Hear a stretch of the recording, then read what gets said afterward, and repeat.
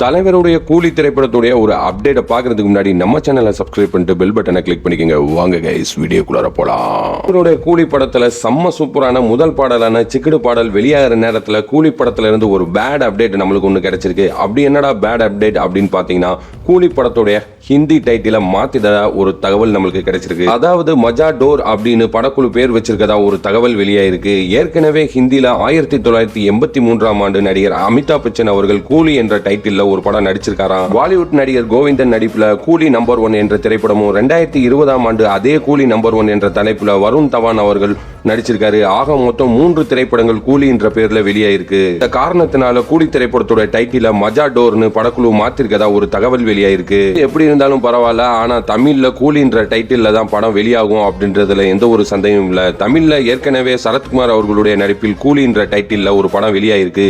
இருந்தாலும் இப்போ ரஜினி அவர்களுடைய நடிப்புல இந்த படம் கூலின்ற ஒரு பெயர்ல வெளியாக போகுது. கூலின்ற டைட்டில போட்டாலே நம்மளுக்கு தலைவருடைய முகம் மட்டும்தான் நம்மளுக்கு ஞாபகம் வரும். அந்த அளவுக்கு படம் ரொம்பவே மாசா வரும் அப்படின்னு எதிர்பார்க்கப்படுது.